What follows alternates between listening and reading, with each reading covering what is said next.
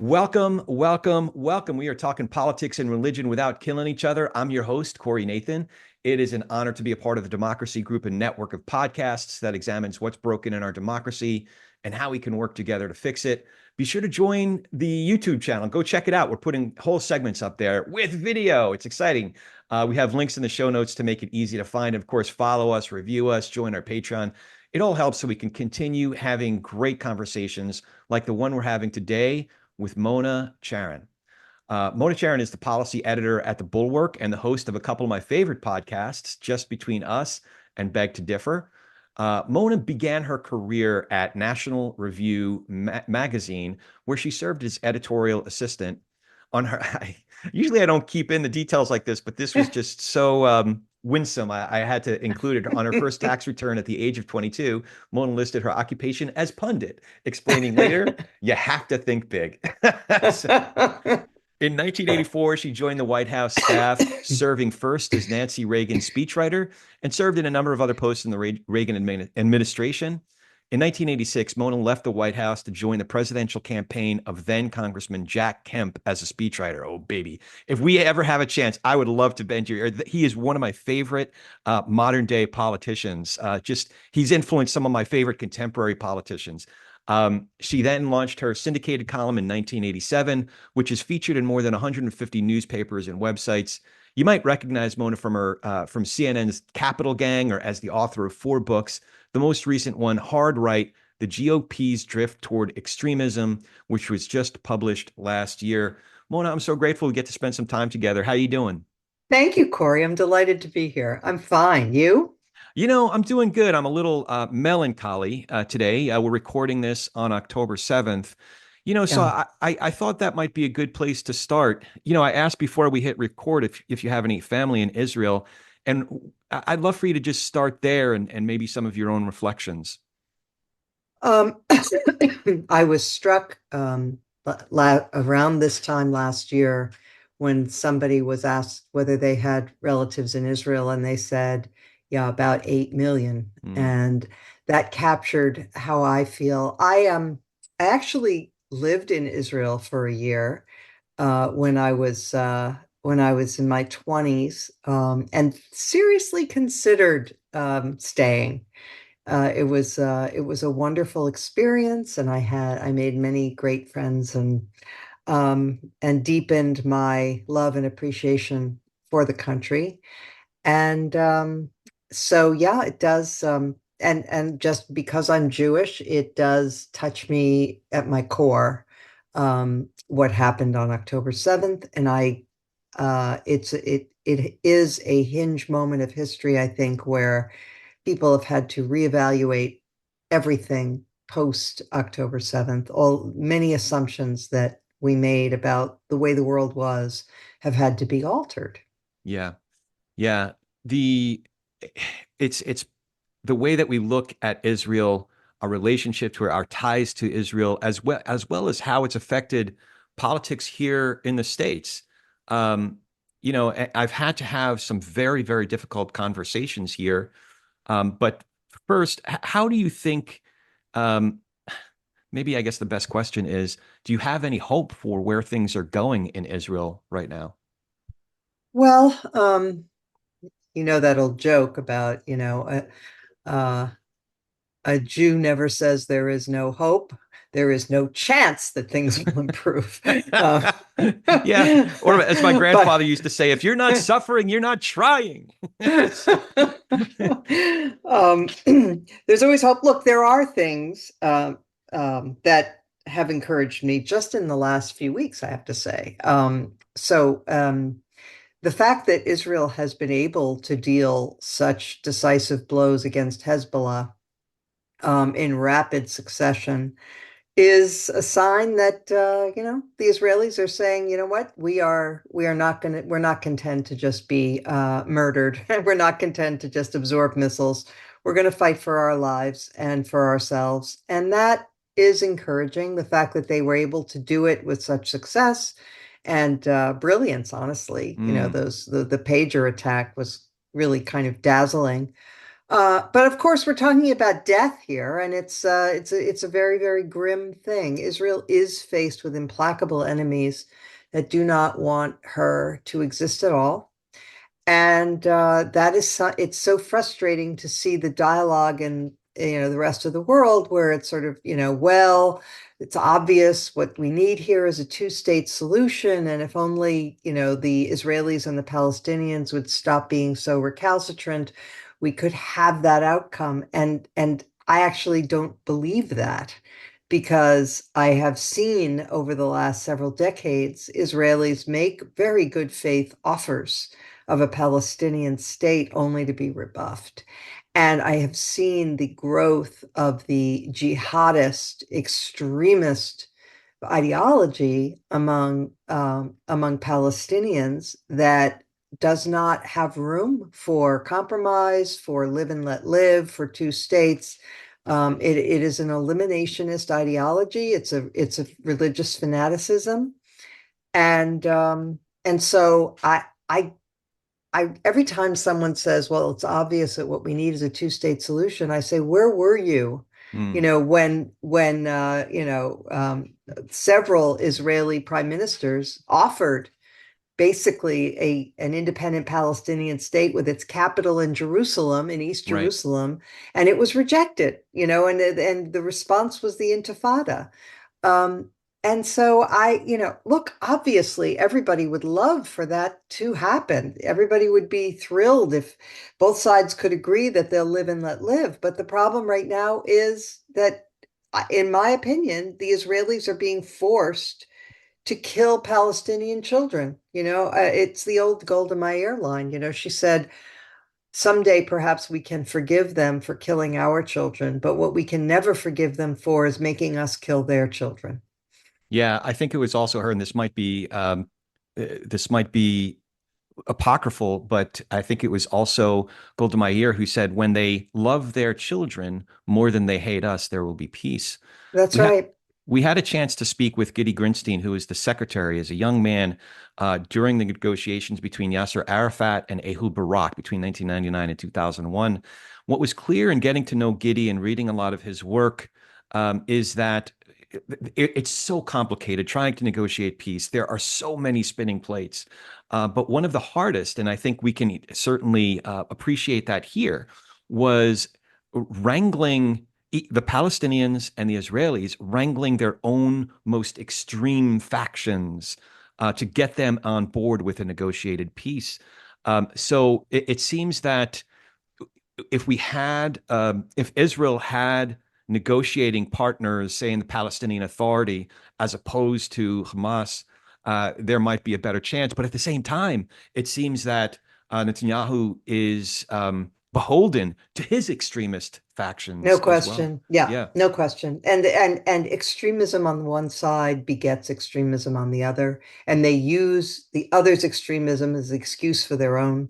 yeah, And it is a terrible sort of embrace of death. And yes, the Israeli right and some of the members of Netanyahu's coalition are very ugly and racist and uncompromising and extremely deplorable. Um, but the problem is that on the Palestinian side, not only do you have that, but the moderates are terrified yeah, and so they don't have any voice. yeah, um and or they used to say all the moderates are in graveyards. yeah. And Yahya Sinwar is a sociopath who's, by the way, was in an Israeli prison not for killing Jews but for killing fellow Arabs. Mm, And he would force, in one famous case, he even forced one man to murder his own brother, who was a suspected Israeli collaborator, made him bury him alive, mm. and that was the punishment meted out. So, uh, that's what Israelis are up against, and And it is tragic. I mean, you listen to Palestinians who are suffering horribly and, have had to move 4 or 5 times, and everybody knows someone who's lost a family member, and they don't, they are totally propagandized. If you ask them, do you blame Hamas?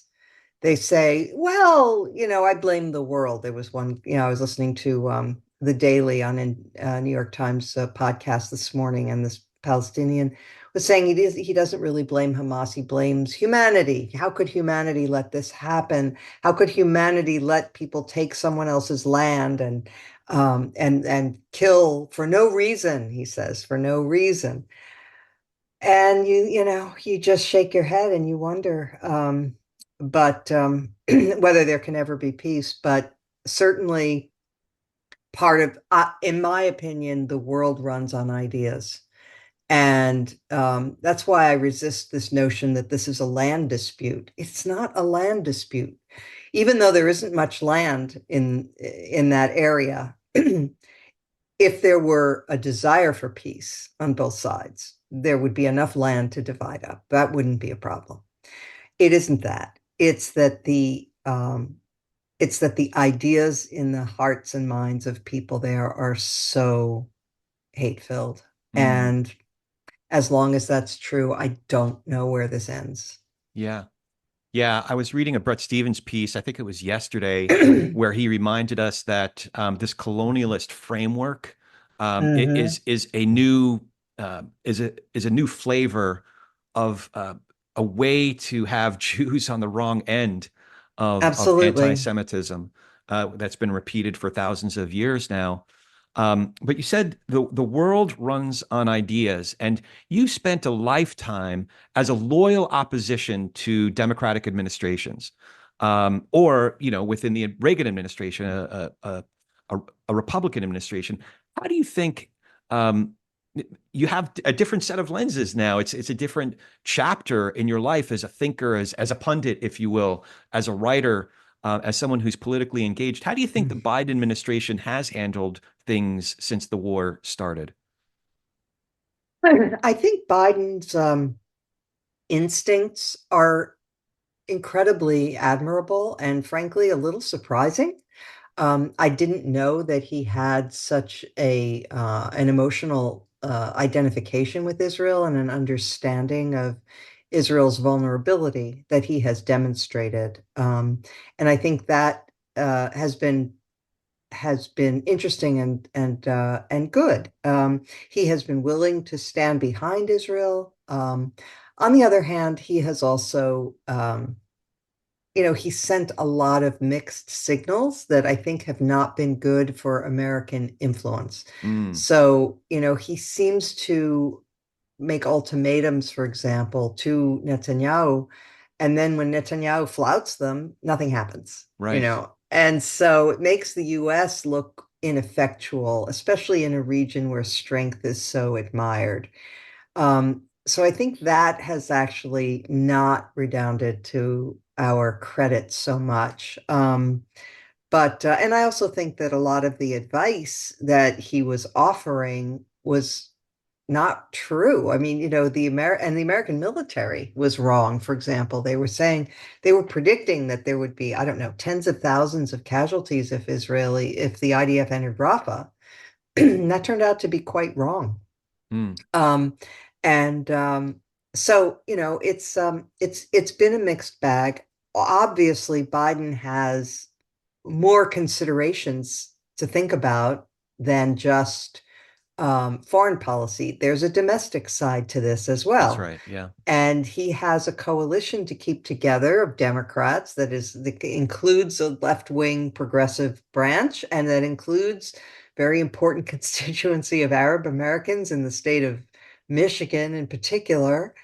And so he's been, you have to acknowledge he's had to walk a tightrope a little bit Yeah.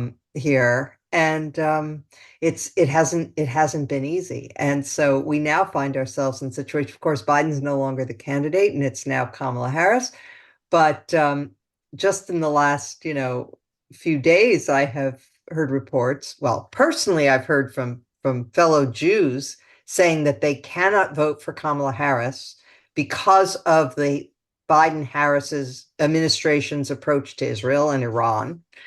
And then I have heard on, read of and heard of, Arab Americans in Flint, Michigan, who will not vote for Kamala Harris because of the Biden-Harris policy standing behind Israel. Right. And so it's just It's a no-win situation. it really is. Yeah. I'd be perfectly honest. When the morning that I heard that Tim Walz was announced, I was really hoping for Josh Shapiro to be announced as the running mate. My Mhm. immediate reaction was exactly that. I don't know if I can vote for Kamala Harris now. Because I didn't know Tim Walz, number one. I didn't see their dynamic and their chemistry on stage, and I hadn't given time to think through the campaign strategy, specifically in picking Tim Walz and that fine line that they were walking. I've since, augmented that initial reaction because I did see their chemistry. I do see the kind of role that he can play on this campaign and in an administration. I also have seen a little bit more of Josh Shapiro and understand that while I think strategically Pennsylvania, somebody who has 60% plus approval in Pennsylvania would have cleared the path for at least that one state. I think I don't have reason to question the expertise and the strategy moves, the tactical moves that this campaign has made. So I've been warmer to Tim Walz as the pick and have gotten over my initial reaction to. How have you seen? Well, let me ask you this before we move on from Israel. Do you see any change in direction if Vice President Harris were to win the election in terms of our support of Israel? I don't know. Yeah, That is, yeah, just in all honesty, I don't know. She has made a lot of, made a lot of statements that are very good. yeah, She has also occasionally dropped in a comment suggesting that she would be tougher on Israel. It's very hard to tell how that would play out. So yeah, yeah, her foreign policy chief advisor is somebody who's apparently sort of a mainstream um, Democrat, not a progressive activist type.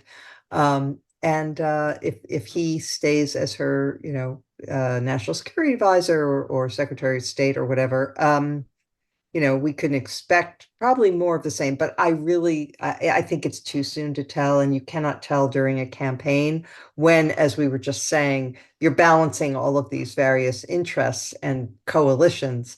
Very hard to tell how the person would govern. yeah, yeah. I wanted to ask you also, you wrote a piece about a week or two ago that was really, it hit me pretty hard, but it was also very clarifying. One of the things you said in your piece that came out in the Bulwark on the 25th of September, you said the threat Trump poses to Jews is greater than the threat from Students for Justice in Palestine or Rashida Tlaib and all their fellow travelers. I'm curious specifically if you've had any dialogue and gotten any pushback from any of your former colleagues from, say, National Review or others who are still supportive of Trump for what you said what you've said here as well as elsewhere along these lines. Yeah, I mean, some people do have very strong feelings about this, and some think I'm, nuts Yeah, that, they say that because look, as I don't sugarcoat it in that piece. I lay out yeah, exactly how awful the progressives have been on this topic. And conservatives look at that and they look at the universities, which are basically progressive playgrounds, and they say you have given rise to this kind of thinking, the whole colonial, settler colonialist mindset that we mentioned earlier, that's so unhelpful and of course doesn't map onto the history of Israel at all. But which has engendered a lot of anti-Semitism and certainly a lot of anti-Zionism. And we have seen, that not only are some progressives like the Democratic Socialists of America, not only are they not criticizing the use of terror by Hamas, they're celebrating it. They're outright celebrating it and saying that this is what resistance looks like, and that kind of thing. And that's been absolutely horrifying. And I have been as horrified as all of my other, conservative friends have been. At the same time, I stress that even though the progressives on this topic are horrible, they are not the soul of the Democratic Party. They are the Right. fringe. They Right. are not at the seat of power. They are not represented very well in Congress. There's the squad, which just lost two of its members, by Yeah. the way. Yeah. And but it's a minority, a very fringe minority of the Democratic Party. Whereas the anti-Semites have come to the very heart of the Republican Party because Trump has, I don't know if he's an anti-Semite himself. It's not important. The fact is, he has allowed it to flower because he is open to conspiracies of every kind. And once you open the door to conspiracy paranoid thinking, guess what? It inevitably leads to the Jews Hmm. because anti-Semitism is the first and most durable conspiracy theory in the world. And it will always come down to the Jews. If you start convincing people that dark, shadowy forces who have great wealth and power are controlling events, guess who it's going to come down to? And so he has opened the door to that. First, in 2015, when he was asked by Jake Tapper if he renounced the support of the KKK, and he wouldn't answer. And then, periodically throughout his time in public life, we have seen this, with Charlottesville and with, the Proud Boys and one example after Marjorie Taylor Greene, who, came to prominence talking about Jewish space lasers, um, and all of these people. Now, who gave one of the keynote addresses at the Republican convention? Tucker Carlson, Right. Who just had the historian maybe a week so-called prior. historian. Yeah. Yeah, exactly. Who's basically is a Holocaust denier Right. and who is just a reprehensible figure in every possible way and says that, we got it. Everything we've been taught about the Holocaust is wrong, that it Right. was not, a mass genocide. It was actually that they just had too many prisoners of war that they didn't know how to handle, which is such a preposterous and insulting lie. And for Tucker Carlson to knit his brow and say, "You're the most original," what did he call him? Not the most original historian, but the most, I don't know, It was along those lines. It was refreshing or one of the most something. Yeah, refreshing, most important thinkers, most yeah, important important. historians of Yeah, our time. exactly. Yeah. Yeah, and Tucker Carlson. First of all, most people think if he wanted the Republican nomination in 2028 or whatever, yeah, who would who would keep it from him? There's that. Yeah. And then also he's the person who was the moving force behind the choice of JD Vance. He and the idiot sons of Right. Donald Trump. Right. Right. Uday and Kuse, as some have called them. Yeah, uh, that is notable if you look at the speakers from the RNC versus the speakers at the DNC. Adam exactly. Kinzinger, a lifelong conservative and Republican, or Olivia Troy, who served at a very high level in the Trump administration, was speaking at the And by the way, DNC. just on the subject of Jews and anti-Semitism, I would just also point out that the Democratic convention featured an appearance by the parents of the one of the hostages who, alas, Right. was murdered afterwards. But um, they were there was a request to have a Palestinian speak, That's and right. they turned it down. Yep, that's right. And Um, and and if I remember correctly, the reason was that the speaker wouldn't denounce, there were some statements that were made that weren't just anti-Israel, but the right. river to the sea type of language, Yes. and a promotion in fact of Hamas and other terrorist groups. So yes, let's have some people representing Palestinian citizens, but can we have those who are not terrorists or aligned with Yeah. terrorists? Yeah, So. exactly. Yeah. Exactly. So I thought that Um, that was bold. I know some friends of mine who are a lot more sympathetic with folks that are protesting on college campuses, that are in dialogue with many Palestinian, Muslim Palestinian, Christian Palestinian academics and clerics, that they were disappointed, but they're still very supportive of Kamala Harris, fortunately. They wish that speaker could have spoken on their behalf and given voice to them. But my contention with my dear friends who are more aligned that way is, yes, pick a better speaker, though. Yeah. You know, Yeah. so Exactly. I Yeah. would like to ask you about the state of this election, but first, I'm curious. Now that we're less than 4 months away, we talked about Biden's For positions. weeks. Oh, sheesh. Oh no, 4 months away from the end of the Biden administration. Oh, Right, sorry. right, right, Okay. right. Yeah. Yeah, four. So we're almost exactly 4 weeks from the election itself, and we just talked about how Biden's handled the war in Israel. How would you assess President Biden's time in office overall?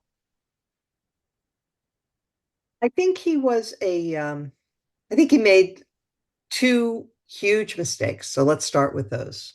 The first was the way he handled the withdrawal from Afghanistan, where despite lots and lots of cries from people across the political spectrum to um, prepare to bring in to safety, to bring to safety all the people who had helped us and so on in Afghanistan, turned a blind eye to that, and then was very dismissive of security concerns and so forth. And so the withdrawal was a fiasco and reflected poorly on him. And that's been said many times. So that was a mistake. And I also think that the American Rescue Plan, coming on the heels of the previous um, two huge COVID relief packages that had already passed, so that people's bank accounts were already flush with Mm, relief funds. And then to pass another one on top of that, another $1 trillion into the economy, it was clear that that was going to be inflationary and that inflation is a president killer. So I think those were two mistakes. But I will say that other than that, his policies were pretty darn good. I mean, his cooperation with our allies, against China, like the Australians and so forth, with the submarine deal, AUKUS, I think they call it. His uh, his Inflation Reduction Act, which invested a lot in things like nuclear power, which right. I'm completely for. It got no attention, but that's very forward looking in terms of trying to keep the planet from overheating, which it already is. But I thought that was good. In general, the fact that he had grown-ups around him and that he behaved in a dignified fashion was something we very much needed in the Oval Office after the Trump years. Um, Unfortunately, both because of Biden's just innate problems as a communicator and also because of his age and what I think, this is just my opinion, but I think he has Parkinson's, Oh. and it's really slowed him down. So he wasn't able to fill out the role of president Mm, for the American people. He wasn't able to inhabit the office in a way that people felt like he was in control and that he was in communication with the American people on a regular basis. They would be like, "Where is he? Who's running things? I don't know." yeah. And so he seemed very small in the office. And I think that was when you combine that with the inflation and that people were having to deal with, I think that spelled his doom as a candidate anyway. So so that's my assessment. Yeah. Yeah. I've been encouraged mostly by the big bipartisan pieces of legislation. Having a senator like John Cornyn, or perhaps the next leader, whether minority leader, majority leader of the Senate, negotiate the first piece of legislation to go through on guns, or he would say on mental health. The Yep. Bipartisan Infrastructure Act, Chips and Science Act, all Yep. negotiated in a or the avoiding the fiscal cliff, arguably would cost Kevin McCarthy his job as Speaker. Yeah. So I especially, they were important pieces of legislation, but it's borderline miraculous that they were all negotiated with bipartisan support. So I think that, but to your point, I didn't think about it until you described his communication style or lack thereof, that the two most recent Democratic presidents, Bill Clinton and Barack Obama, were incredibly gifted communicators. And that Absolutely. certainly helped their cause, or a huge part of why they both got reelected.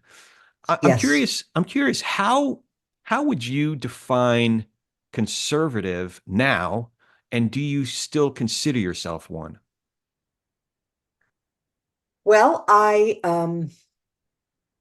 do consider myself one. But here's how I think of being a conservative. Being a conservative means um, being respectful and appreciative, respectful of the past and appreciative of what has come before, and being wary of throwing aside things that have stood the test of time in the name of something new. And Chesterton would so be proud of that answer. exactly. We are skeptical. We conservatives are skeptical of new things. Not that we can't be persuaded. Yeah, I love lots of new things, yeah, but I when it comes to your the Chesterton's fence, right? right. You should figure out why something is there before you get rid of it. Right. And I do think that a decent respect for the opinions of our predecessors, to paraphrase the Declaration of Independence, requires a certain modesty about change. And I like to do things incrementally, Edmund Burke style, rather than huge sudden changes. And so within the American context, that, that doesn't necessarily spell out a set of policy ideas. It's more of a sensibility and a mood about how you approach reform.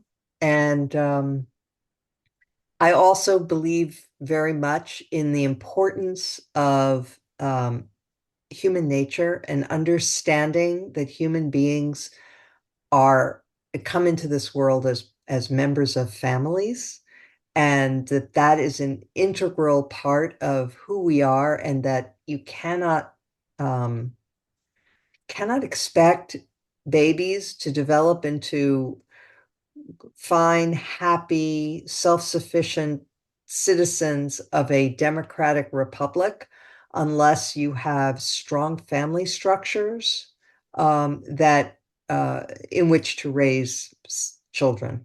Yeah. So yeah. Part of what's confounding to me is that there are still elected officials and leaders who are still fully on board with the Trump train, that at one time would have been quoting G.K. Chesterton, would have been quoting Edmund Burke, would have been um, looking at policy papers that came out of Jack Kemp's office, that I don't think a Kemp or a Reagan or a Burke, or anyone that we would whose work and whose thinking we admire, I don't think they would recognize the likes of Mike Lee I or agree. the Lindsey Graham of today. I Um, agree. I mean, I was dumbfounded in 2015 and 2016 when people who called themselves conservatives were aligning with the sentiment to let's burn it all down. right. That is about the least conservative idea I've ever heard. And similarly, Trump's "I alone can fix it." Mm, That is antithetical to the whole idea of conservatism, to the idea of democracy and ordered liberty. No, no, we don't go in for strong men, you know. We yeah. want the rule of law and procedures and careful vetting and checks and balances, because too much power in any person's hands is dangerous. That was what our founders understood so well. Right. And these so-called conservatives are ready to throw all of that over. They were not ever real conservatives, obviously. Right. You wrote a piece a couple of years ago and I thought I came up with this concept, but clearly I must have read one of your pieces and started working the term antibodies of our Oh, body yes. politic. Um, I think what gives what I'm so encouraged by media outlets like the Bulwark is that I think it serves as an antibody for our public discourse. Um, what do you make of the media's role to either further degrade or help redeem this discourse, help redeem ideas like conservative, or in religious circles like the notion of evangelical. Evangelical is a means something completely different circa 2024 than it did when I first started learning about it in the late 90s, early 2000s. What do Yep. you make of the media's role? I hate to talk about it generally, but is there? I guess you wouldn't be part of the Bulwark if you didn't have some hope for it. Right. So I do think that sort of more broadly, that we are living through a time not unlike the time right after the invention of the printing press, when there was an information revolution and the ways that people got information suddenly dramatically changed and people couldn't handle it. And it led to terrible bloodletting and religious wars that lasted for more than a century. The first things to be printed in mass were these vicious pamphlets, Mm, deriding Catholics and right, Protestants and right. just horrible stuff, lies. Um, and so we're living in a time now where similarly we've suddenly got this explosion of sources of information. No longer are there trusted mediators to say, here's what you can believe, here's what you really should take with a grain of salt. Everything has been leveled. So, and when you have the president of the United States just repeating random things that he sees online as fact, instead of checking, that's emblematic of how people are treating information. And so it is a very turbulent and dangerous era that we're in. I think at some point we will figure out how to handle it and how to restore a sense of trust and figure out how to label all the fakes and or at least many of them Yeah, better. But for now, it is an unbelievably tumultuous and dangerous time because of this information overload, and frankly, to use bad language here for a second, but it's a tactic on the part of the Trump types, the MAGA types, to we so-called have the explicit rating, so you're free to feel free to speak freely. flood. They call it. I'm usually pretty careful about my language, but in this case, in order to give the flavor, I have to quote it directly. Steve Bannon said one of their tactics is to flood the zone with shit. Yeah, And so that is a tactic, and it is awfully, awfully hard. But um, I do believe that there is still that most people, there are a lot of bad people, and there are a lot of people who want to believe bad things, yeah, and there's nothing you can do about that. But I don't believe that's most people. And I do think that if you give the majority of people a place to repair to that they can trust, that seems even-handed and that seems fair, that most people would prefer that if they really thought they could trust it. yeah, And so you have to run the flagpole up and say, you know, please trust me because I will criticize my own side as much as the other side. And that's what I say to people who tell me, I'm so confused. I don't know what to believe. This side says that and the other side says the opposite. How do I know who to believe? And I said, well, one way is you look at the source of your news and you say, have you ever seen them issue a correction? Have you ever seen them acknowledge error? right. If they have, then that shows a certain kind of integrity. I have never seen Fox News acknowledge error, Mm, acknowledge that they are putting out falsehoods, that they put out, a story about a Seth Rich, this poor fellow who, was murdered on Capitol Hill, that he was part of some deep state, whatever. I mean, they just They don't.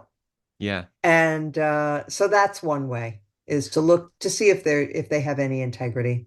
Yeah, no, and to your point, the other side of that is if you're on a an outlet that claims to be the only one that you can trust, you can't trust all those Oh, other guys. That's a red flag for me as well. exactly right. But I am encouraged by the emergence of media outlets like the Bulwark, like the Dispatch. I know there's a little bit of rivalry there. There have been some Yeah, dialogue and whatever. some heated, but to me, there's good journalism happening at both of those outlets and I more. agree. I'm also encouraged by the work that somebody like Jonathan Haidt is doing about the effect that social media has had on not just our youth, but on all of us.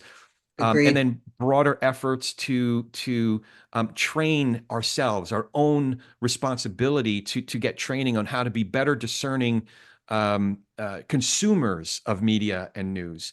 So, Yeah. can you getting back to a part of the a question from earlier? Do you think is there any redeeming of the Republican Party? Um, I'm not sure. Mm, It may require a new party. mm, Um, the Republican Party has now 3 times nominated Donald Trump. Um, and it is, I mean, we were talking earlier about conservatism. When I see what the Republicans on the Hill are doing, it looks like their agenda is either promoting conspiracies or shutting down the government, which is failing at their first most important task as legislators, um, or expanding gun rights at a moment where I think the opposite should be our priority. Um, and basically being the faithful tribunes of their leader.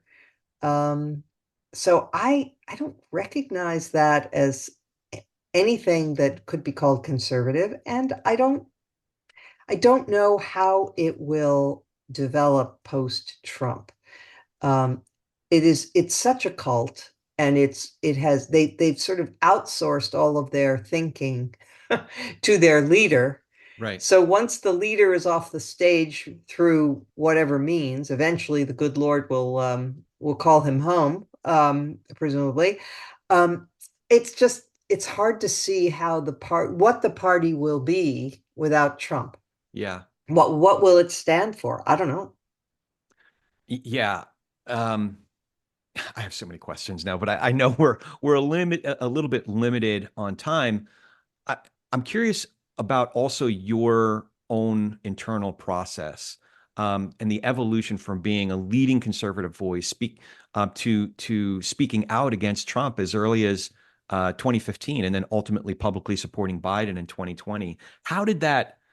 Was it just clear as day to you as soon as it became clear that Trump was the emerging as the leading candidate of the Republican Party in 2015, 2016? Yes. Yeah. I mean, it just I was continually gobsmacked that it wasn't obvious to everybody. He was such an offensive, indecent creature. One of the least appealing characters ever to strut across the American stage. And I was just I could not get over the fact that people were not seeing it the way I did. So I called it out. Now, I will tell you though that one of the things when I was coming of age, um, and looking to role models, I saw columnists, conservative columnists criticizing leading Republican figures. This was Right. normal. It was Right. normal because conservatives always wanted to push them further to the right, you know. But it wasn't, you weren't considered a traitor Right. or somehow betraying the cause to criticize a leader. That was part of the job. And but when Trump came along, it became not that you were criticizing him, but that you were somehow insulting his followers. if you criticized him. And so they were able to make it into a sort of tribal thing.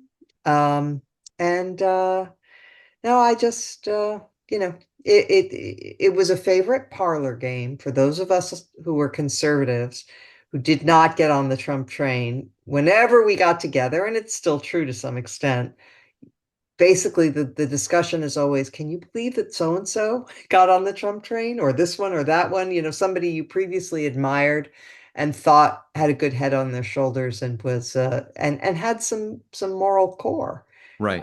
only to discover that they're in it for the power. They didn't mean they didn't have the principles they claim to have. That's Been interesting. very it's been a very strange trip. I know another early critic of Trump, a fella who I'm thankful has actually become a friend, Pete Wehner, had a Oh piece come out as yes. early as June of 2015. He's said that he started receiving harassment and threats as soon as that first, I think it was a New York Times piece came out. I forget if it was New York Times or the Atlantic. Did you start getting those kinds of Oh, threats? it was at first, I'm used to it now. I've developed a hard shell, but I'm Mm, actually a softie. I actually love people and I loved my relationship with my readers and it was important to me. And I mean, when my oldest son was 10, he was hit by a car, and um the outpouring of affection and support from readers was just so amazing. And yeah. I had a very strong feeling of attachment to my readers and love for them, really.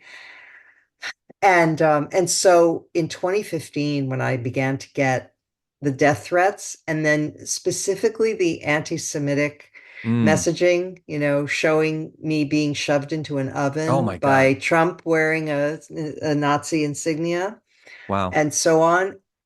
At first, I remember my sensation. I felt this like feeling in the pit of my stomach, like I was going to be sick. I was Mm. so upset. And but then, it continued throughout 2015 and 2016 until the election, and then it went Yeah. away. But I had to develop a hard shell. I had to, because there was so much of it. Have you ever thought about the mindset of a person who engages in that kind of threatening dialogue and that kind of those kinds of threats? I've thought about it a great deal, and I just have to say I did not think it was characteristic of Americans in general, before now. But I think I was a little naive about Americans, maybe a little naive. Yeah, I when I think generally like that, it is discouraging, but in some ways it's even more discouraging when I see the dissent of people I know, whether it's people I graduated high school with, people I went to church with, people, people that my kids, our kids went to school together. And I see the I don't know, it's hard for me to get my head around the again the mindset. I'm trying to understand it if for no other reason than I don't want to give up on somebody that I know.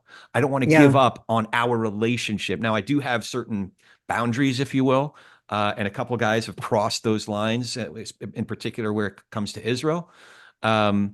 But I'm trying to understand better, at least the individuals that I know, so that I can retain some sort of dialogue with them, not so that I can persuade them that they're wrong, but just I think ultimately maybe there is some other side of this season that we're in. And it's the humanity, our human connection that I think will ultimately redeem us as a culture. Um, you Bless know, you for that. Absolutely. Yeah. So you did talk about in 2021, you said undermining basic civility and decency is itself an attack on civilization. So one, in what ways do you believe that? But also, how can we each participate in reclaiming, like you said, basic civility and decency? Yeah. That's the thing, again, about the MAGA people that is unconservative, because Mm, a, s- w- one of the conservative values is civility, because we, um, you know, we conservatives believe that people have to be trained to be good, to be generous, to be civil. They don't come into the world that way. A baby comes into the world full of wants. And and I'm not saying that we're inherently selfish, but I am saying we have capacities to go in either direction. And so part of civilization is training children to admire what is admirable, to hate what is hateful, Mm. to control their passions, to be compassionate toward others, etc. And when you celebrate cruelty, vulgarity, dehumanizing other people, you're you are undermining the basics of any civilization, because you cannot live together peacefully and productively if you encourage those kinds of passions. And so that is one of the things that I found most discouraging, is that people who thought of themselves as conservative would cheerfully pile on, when Trump was humiliating a handicapped person, I was just thinking of the or same thing, exactly the same yeah, thing. yeah, or demonizing minorities, and or the weak. He punches down. Um, and he never has had any sense of, the one of the great things about America has been that we've been very strong post World War II, the world's leading power, and yet we've tried to use our power for good, and we've stood up for the little guys around the world, and Right. for those who were being bullied by bigger aggressive powers, we've tried to, come to their aid. And Trump thinks, oh, that's just, who would do that? I mean, you have to, just look out for yourself and get what you can get. And that's just antithetical to kind of generous, gracious spirit that I think a lot of Americans feel toward our fellow citizens, and toward people around the world, especially those who are being victimized by aggressive neighbors. Yeah. Yeah. David Brooks has been doing a lot of work on that over the last decade or so. The idea that moral education, moral formation, has been disintegrating in our cultures, and at the local level, at the family level, the neighborhood level, as well as at a national level. There are things that we can do to fertilize the soil again, Yeah, so that we're able to recognize a charlatan when he comes our way. You know. exactly. Um, I have just a few questions. I'd be remiss if I didn't ask you about 2024, and then we'll start to wrap it up. In going through a number of your past, by the way, Hard Right, I loved reading it because it's a collection of your columns over the years, going back to about 2015, 2016, on through 2023 when it was published. So I really loved reading through the topics as you break them down over time. But it was clear that throughout 2016, you expressed the assumption almost, and as many did, that Trump would lose in spectacular fashion, even though there was, I mean, a lot of folks can acknowledge that Hillary Clinton was an imperfect Democratic candidate, to say the least. Very much so, yeah. Mm. What do you think is different this year? Um, well, first of all, I would be lying if I said that I'm confident that Trump won't win this time. I'm not. He might win. Well, that's a big And difference, actually. yeah, I think the fact that a lot of folks who are not in favor of Trump winning, are not confident at all. There's a lot of yeah, nerves, so that's a huge difference. So sorry yeah. to interrupt, but No, no, it's fine. I mean, uh, what is that expression that Mitch McConnell always loves to use? There's no education in the second kick of a mule. Um, I like that. um, so look, we will, so we'll see. But uh, the uh, what's changed though, there are a few things. First of all, honestly, the Democrats have something going for them this year that they did not have, and that's Dobbs. That is energizing a tremendous amount of political activity in red states like Kansas and Ohio. Abortion measures have passed that have gotten huge grassroots engagement. So it's hard to predict how big a factor that might be this year in the presidential race. So I just don't know. We'll Mm. see.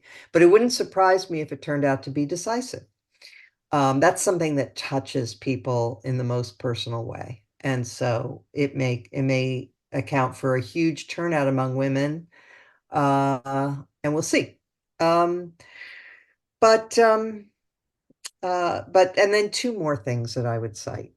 One is that there is core a minority of GOP aligned voters who will not ever get over January 6th and can't get past it.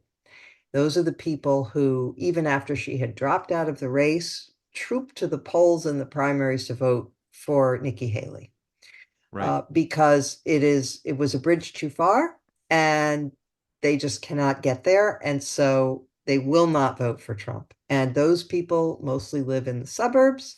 And if there are enough of them in places like Bucks County, Pennsylvania, and Montgomery County, Pennsylvania, and various places, around the country and in Georgia, though I'm not so sure about Georgia, but the wow counties in Wisconsin, you know how the election watchers all they know all these counties, Yeah. they know them intimately. Anyway, if there are enough of them, that could be decisive this year. And then finally, there's this. The Trump show is getting a little raggedy, you know. It's kind of getting old. And even though he can still pack his stadiums. He's got his faithful.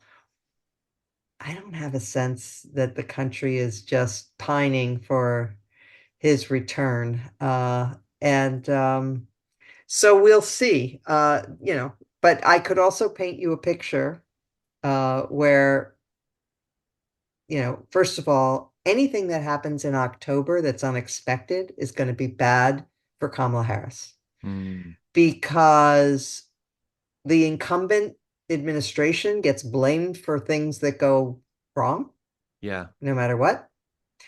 Um, right now, the Republicans are attempting to blame them for the Hurricane Helene response, which full of lies. I mean, actually, they're not telling the truth about it. But in any event, we're seeing that play out there.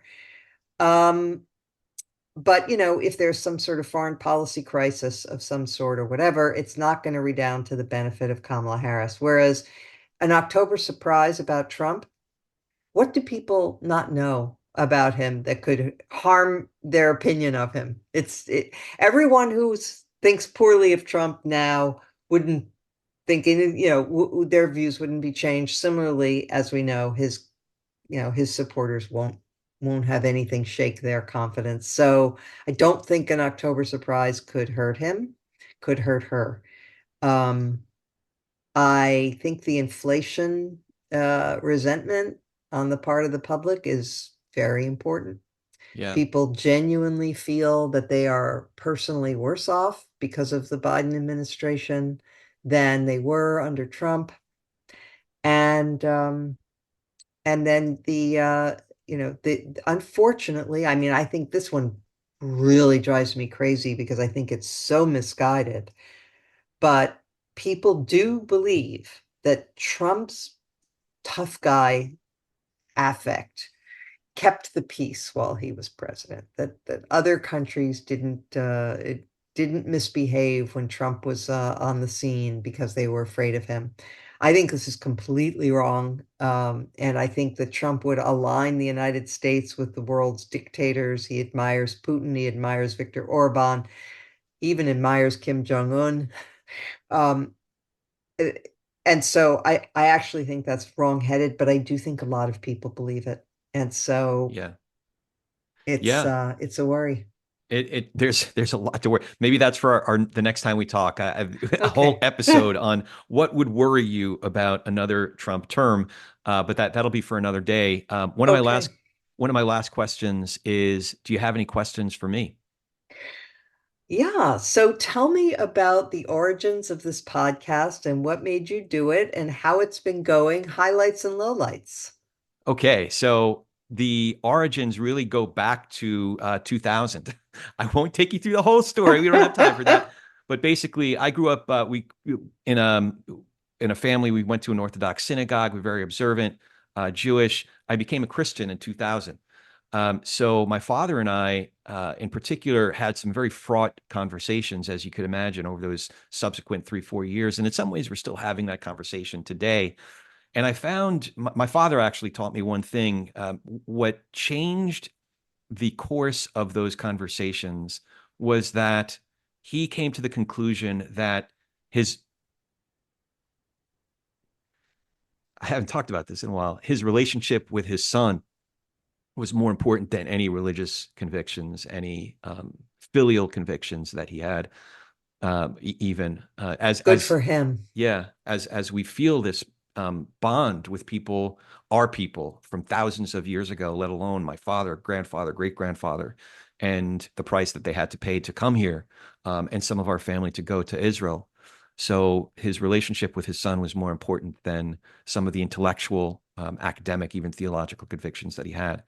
What I found after the time, politically, after the time of Sarah Palin, really, right about that time, was I started realizing that there was no particular issue that was more important to me, or I thought that was more pressing than the way that we were talking to each other across our differences.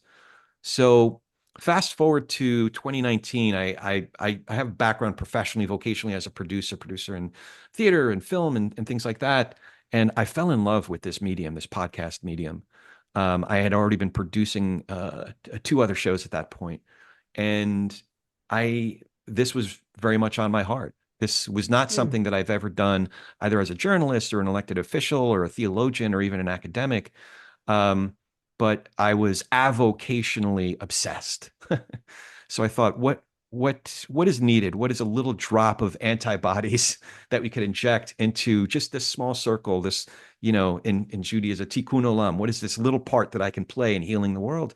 And I thought it would be to explore how we could talk about politics and religion without killing each other. That So, is so wonderful. Okay, I yeah. have two quick reactions. Okay. First is, are you familiar with this book? Um, I happen to have just read it recently. Turbulent Souls by Stephen Dubner.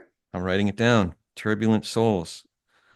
I have You may a find it interesting I have a proclivity to because invite authors on, by the way. So, okay, so Stephen Dubner is one of the co-authors of Freakonomics. oh, okay. And he's part of the whole, Freakonomics empire basically. And he has a great podcast called Freakonomics, by the Yeah. way. Um, this is his story, and it is the opposite of yours in the sense that he grew up in an Orthodox Catholic family, but he found out like later that both of his parents had converted from Judaism to Catholicism. Interesting.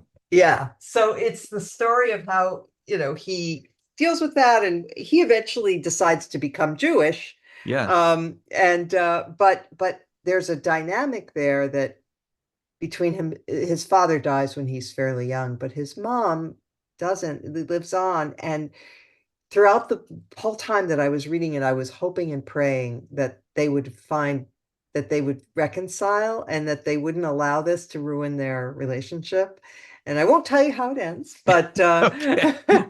but it's a very, very interesting story and one that you might find particularly so because of your background. And the other thing I just want to say regarding your dad is I'm so glad he made that decision because I have seen families where observant Jewish parents have had a child who, for example, married somebody outside of the faith, Yeah. and they put them off. Yeah. And it is heartbreaking to see that. I mean, it's just, you should make the priority what your father did. The Yeah. priority should be the love you have for your son. Absolutely. And it's not to say there haven't been bumpy chapters I'm in the sure. larger story, but Of at course. the end of the day, we're committed to the relationship, staying in the relationship and staying in the conversation. Um, and yeah, it's been quite a ride. So yeah, the one last part to answer your question, the highlights have definitely been talking to folks like you, talking to some folks whose work I've been reading for years, David Brooks and David French and you and Ann Applebaum came on last month, and just so many people that it's such a thrill for me. Like I'm a nobody in your world, and the fact that you'd spend an hour with me is just the coolest thing. So that's been Oh. I would say the only low light, and I won't say who it is. Maybe I'll tell you off air. There was one person who came on the show, interesting person, had a, the interview went fine, but at the end of the day, this person turned out to be such a jerk, like beyond, Oh, so, but there was oh, one that's person too out of like bad. 250 episodes that we've done. So Okay. that's not too bad. It's a great ratio. Yeah, it's a pretty good rate. I'll go, listen, if I'm batting 300, I get into the Hall of Fame, let alone one out of 250. So, so Excellent. before we go, how can we follow you, find more info about the Bulwark, Just Between Us, and Sure. um, Okay, so people are invited to go to thebulwark.com and you'll see all of our free content that we offer. You can also become a Bulwark. Oh, and among the free things that you can get at the Bulwark or at any place that you get podcasts, I do a weekly podcast called Beg to Differ, where I'm the host, and then love we Beg have to a Tipper. guest every week. Thank you. And it's a panel. So that's once a week. And then for Bulwark Plus members, where you get access to some of the podcasts and other material that's behind a paywall, including live streams and other things. I do also a weekly podcast called Just Between Us that started out as me and Charlie Sykes when he was at the Bulwark. We would do a weekly conversation.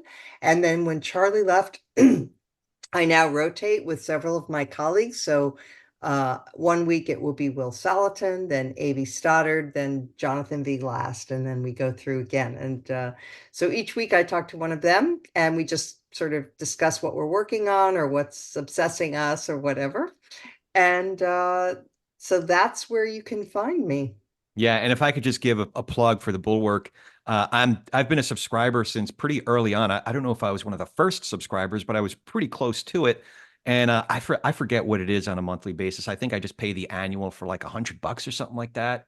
That Uh, sounds right. yeah, or maybe it's less than $10 a month. But the amount of great commentary and excellent analysis, the podcasts. I've spent many walks listening to one Bulwark podcast after another. So I couldn't advocate Great. I'm for it more so strongly. So glad. I'm this so, was so glad. this was really terrific, Mona. I'm so glad to get to talk to you, especially on a day like today. You really made my day. So thanks for coming in. Oh, thank you. I enjoyed it tremendously. I'm so glad to get to know you. You bet. You bet. I hope it's not the last time. I hope And so too. absolutely. And as always, if you dig what we're doing here, remember to follow the show, write the review, and now you can watch the video on YouTube. We're at Politics and Religion on YouTube, just like Patreon. It's patreon.com/politics and religion. Check it all out. Subscribe, get some TPNR swag. Really excited about all of it. Now go talk some politics and religion with gentleness and respect, and have a great week.